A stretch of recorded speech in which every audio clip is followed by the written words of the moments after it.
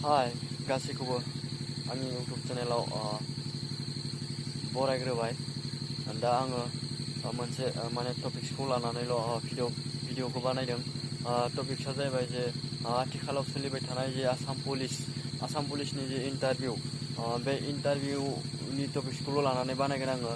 दा खोनानो मोन्दों माने गोबां सुबुङानो ससियेल मिडियाआव दावराव खालामगासिनो दङ। माने जे आसाम पुलिसनि ABUBनि जे इन्टारभिउनि जे मोनसे गोदानै नटिस फैदों होननानै गोबां माने मानसियानो माने दावराव जागासिनो दङ। नटिसाव माने लिरनाय दङ माने फैगौ 1 जानुवारिनिफ्राय माने गोदानै माने गासैनाबो एडमिटआ ओंखारफिनसिगोन होनना माने बेहाय लिरनानै होदों। नाथाय बै जे नटिस, बे नटिसा थारैनो सैथोमार नामा? बे नटिसा माने थारैनो अफिसनिफ्राय माने फैमारनाय नामा?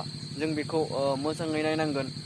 बै जे नटिस, जे 1 जानुवारिनिफ्राय जे गासैबो माने गोदानै एडमिट ओंखारगोन, बे माने डाइरेक्टलि अफिसनिफ्राय फैनाय नङा। बेहाय माने सोरबा सुबुङा ओरैनो कम्पिउटाराव माने टाइपिं खालामनानै बेखौ फेसबुक, वाट्सएप बायदि ससियेल मिडियायाव माने हगारनानै होदों, माने शेयार खालामनानै होदों। बेखायनो माने जि नटिस, बे नटिसाव फार्स्टनिफ्रायनो ओरैबायदि माने स्पेलिंआ गोरोन्थि दङ। नोंथांमोना फरायना नायोबा नुगोन माने नटिसखौ ओरैबायदि माने गोरोन्थि दङ स्पेलिंआ। ओंखायनो आङो गासैखौबो माने बै नटिसखौ मोजाङै फरायना नायनो थाखाय गुरै खावलायबाय। मानोना बियो थोंजोङै माने मा होनदों, बे नटिसा अफिसनिफ्राय फैयाखै।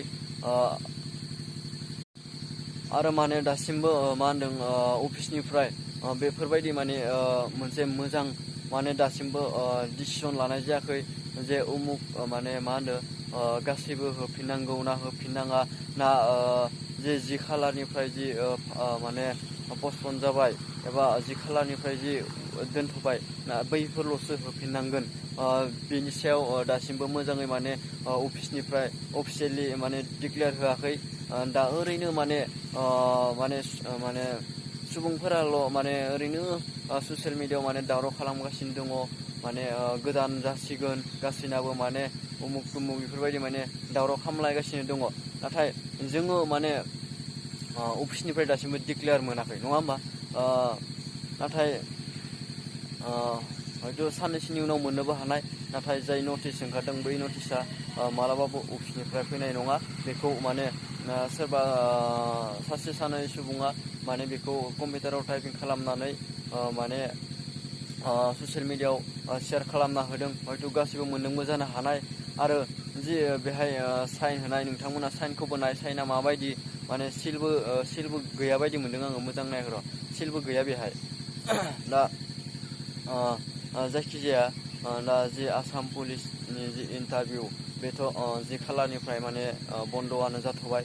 दा बिनि सायाव सरकारा हयथ' सावरायलायबाय थादोंबो जानो हानाय जे मा खालामनाय जागोन। थारैनो सोंथिया बेहायसो माने जाय बिथांमोना जि इन्टारभिउ होखांनानै जि पास जानानै फैबाय, माने सोरबा बुंदों माने गासैनाबो गोदानै जानांगौ, नङा होमबा? सोरबाया बुंदों माने जाय बिथांमोननिया जि खालारनिफ्राय बिथांमोना पस्टपन जाबाय, माने बिथांमोनाल' जानांगौ। बिथांमोनाथ' निस्सय जाखागोन। जाय 10 तारिखनि फ्राय बिथांमोना जि बेक जाबाय, बिथांमोननिफ्राय माने दोनथ'बाय बिथांमोनासो सियरलि बिथांमोना होखानांगोन। नाथाय जि बिथांमोना पास खालामनानै फैबाय, मोननियाव मोनसे सोंलु जाखांदों जे जोङो माने जाय बिथांमोना माने पास जाबाय, बिथांमोना माने एसेबां माने अखायाव सान्दुङाव एसेबां माने खस्थ' खालामनानै, एसेबां प्रेक्टिस खालामनानै माने न'खराव जानो गैया, मालाबा गावनो हाजिरा मावनानै माने गावनि उदैखौ फिसियो, गावनि न'खरखौ फिसियो। बै समाव बिथांमोना हाजिरा मावनायखौ दोनथ'नानैब्लाबो, जाय समाव माने मोनसे आसाम पुलिस इन्टारभिउनि थाखाय बेसेबांबा माने हाजिरा मावनायखौ दोनथ'नानैब्लाबो माने सानसेयाव खेनथाम गाहाम माने उखैहाबनानै जि खस्थ' खालामनानै माने प्रेक्टिस खालामबाय बा प्रेक्टिस खालामनायनि उनाव किबाके नारा नाथा जुजिनानै जे आसाम पुलिसनि जि इन्टारभिउ बे इन्टारभिउआव किबाके नारा नाथायै हाबनानै माने पास खालामना फैनो हाबाय। जुदि बिथांमोना माने आरो फिन माने पास जाखांना फैनायनि उनावबो फिन माने इन्टारभिउ होफिननो गोनां जायोब्ला बे जोबोद माने दुखुनांथावना जागोन। निस्सय माने सरकाराबो बेखौ सानगोन आरो बिथांमोना दासिमबो माने सानगासिनो दङ।